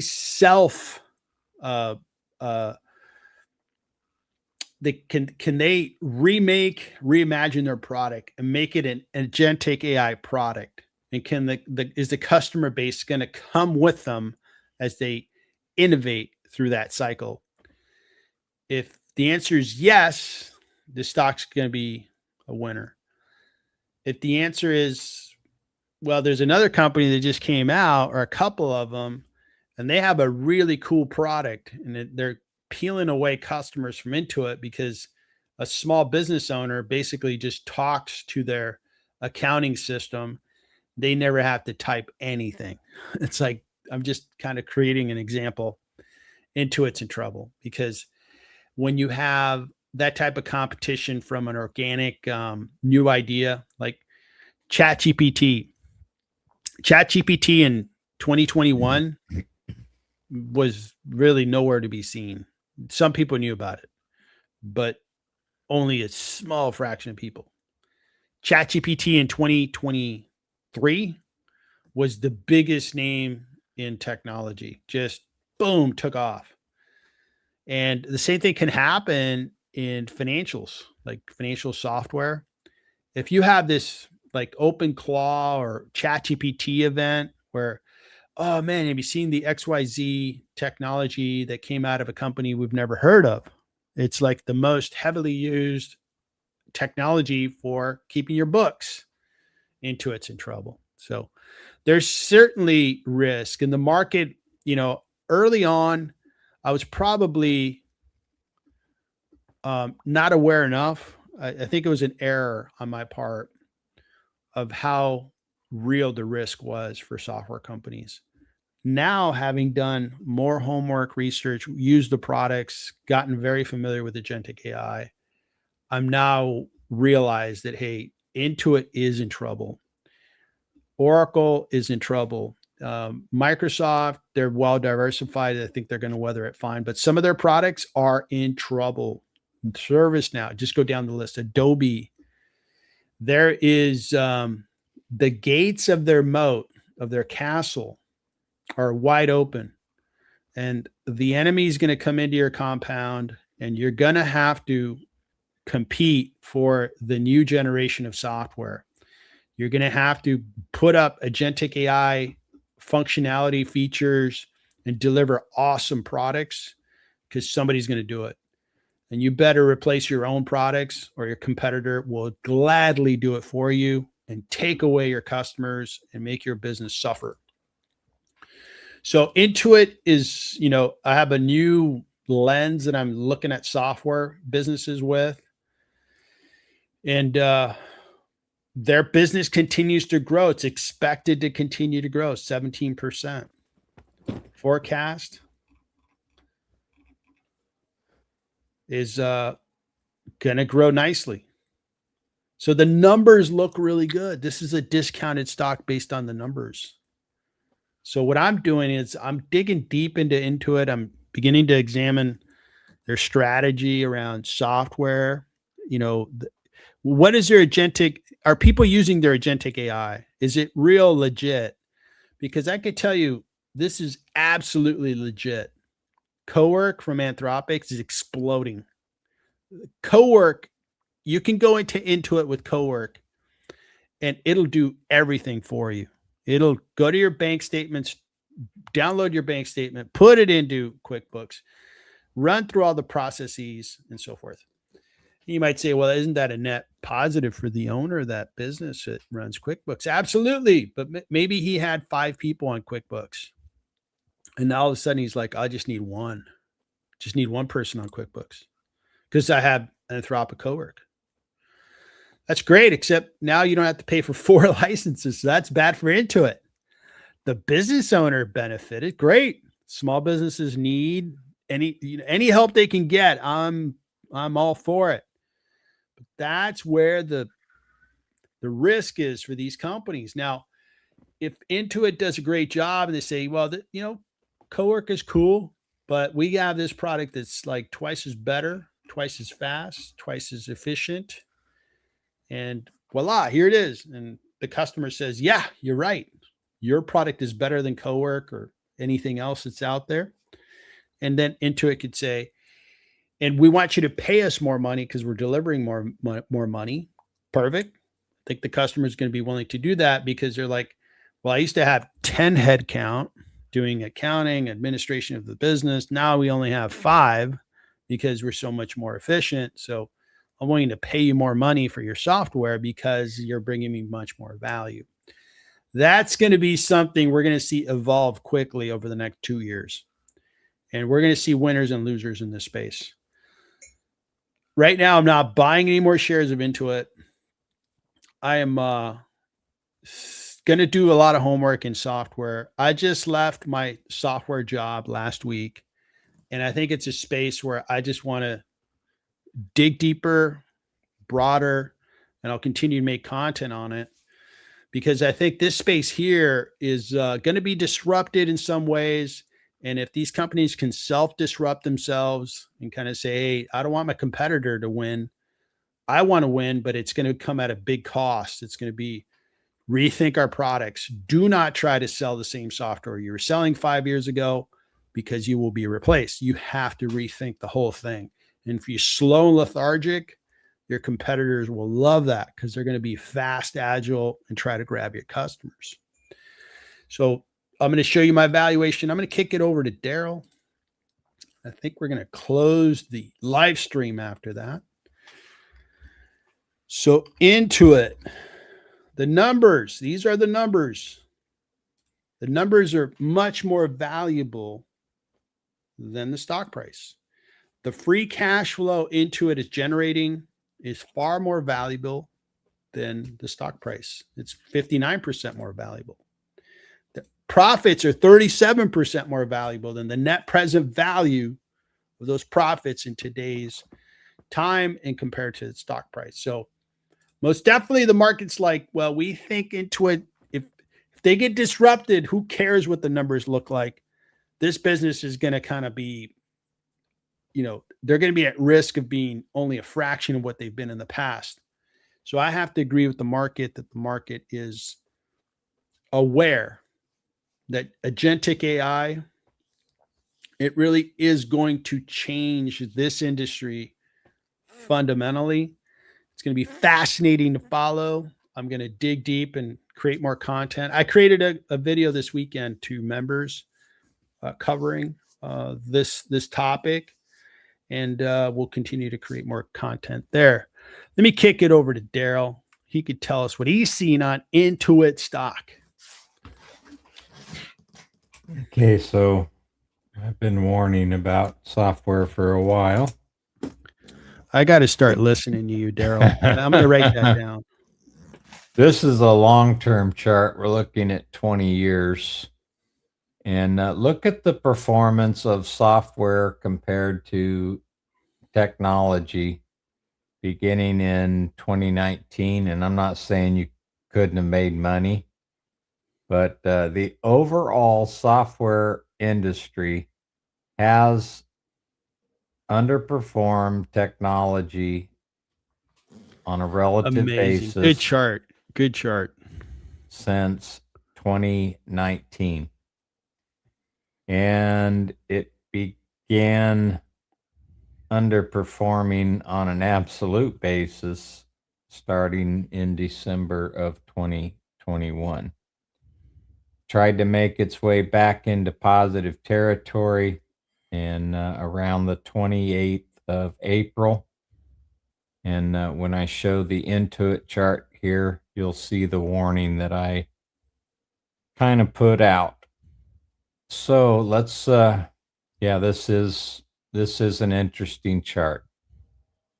Not to say you couldn't have made money. A lot of people did, but it was starting to show some warts as early as 2019. Okay, let's go to Intuit. And I like this company. I've been using their software forever. But back in June of last year, when they were seeing increased prices, I noticed this bearish negative divergence, and you guys probably get tired of hearing me talk about those. But just look at what happened to the price. Once it finally kicked in, look what's happened to the price. That's why I spend so much time looking for these on my own charts or charts that I share here, because people get, exuberant. Things are going to the moon, but underneath the surface, you start seeing some warning signals. And it may take months. In the case of Google, it did take about 6 months for it to really kick in. This one was only a couple of months. So anyway, we do have a declining 200 day. We have a couple auto support resistance line. It did bounce off that price, which is 359, bounced off of it. We had more than 3 white soldiers here. We had a bunch of them. I'm sure people were jumping on the boat like crazy. And then it started on its decline again. We have a 50-day that's declining, the 21-day that's declining, and they've been trading sideways for pretty much 2 weeks. So people are discounting their terminal values on most of these software companies a lot more than they were prior. So that is affecting the valuations. The chance to get back to an $800 level, I think, is less than 5%, less than 1%. I don't think they'll see that again for many years. So anyway, that's my feeling. I haven't owned many software stocks, and I spent my entire career in software. It's not like I'm blind to it. So I used to write software for a living. That was my job. So Interesting. Well, excellent analysis, and let's keep watching it because I think, if anything, it's super interesting to see an industry really change. And man, it is changing fast. It's pretty incredible, breathtaking.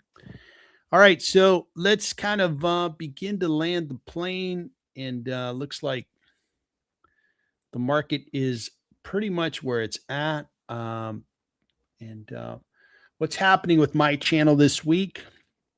I'm going to try to live stream tomorrow, and tomorrow, what I hope to do is probably stream for the last hour of trading and maybe an extra hour after that.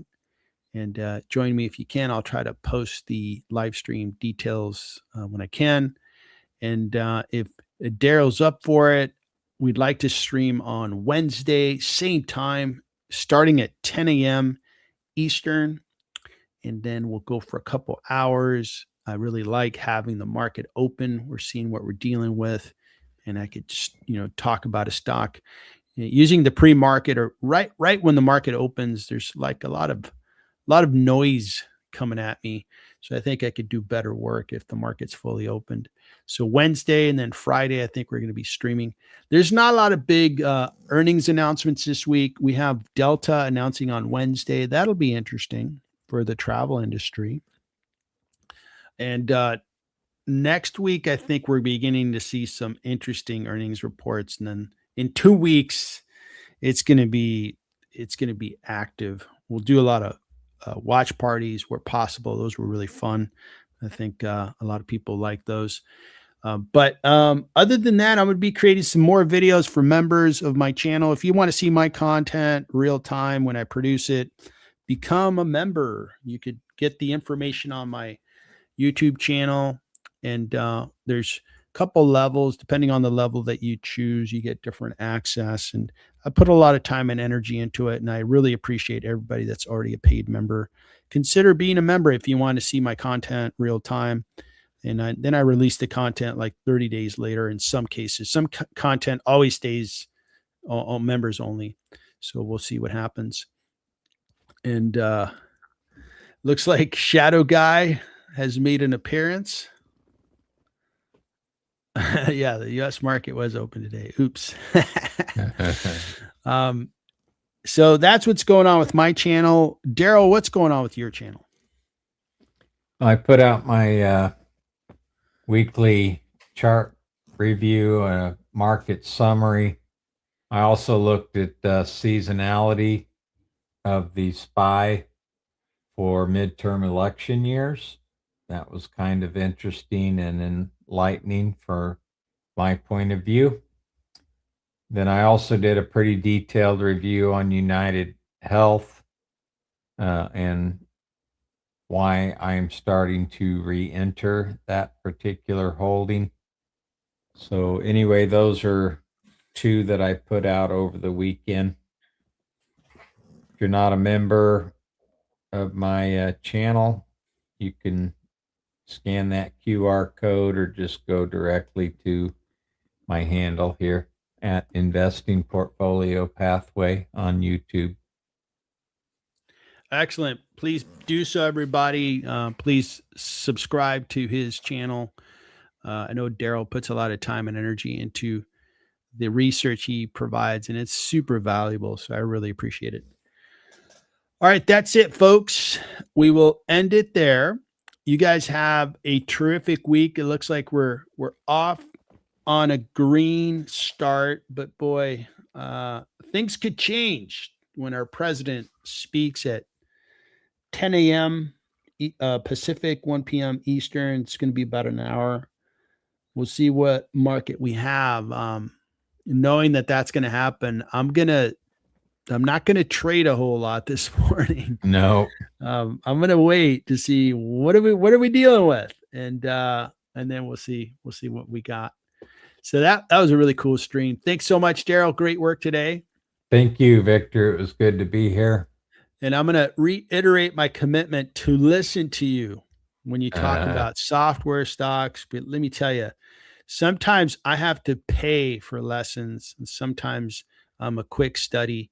And on software stocks, I'm paying like private college level tuition for that lesson, but I'm going to try to learn from it so I can get better. Overall, I'm a successful investor, but I want to keep getting better. I'm only going to get better if I'm humble and I keep learning. And I really appreciate learning from Daryl, learning from everybody. I watch other YouTubers, I study, and I'm going to continue to try to get better. So that's it, folks. Awesome stream. I look forward to seeing your names on the next one. And I really appreciate how many people attended. Thank you so much. And great to see everybody on the chat. Take care. Take care, everyone.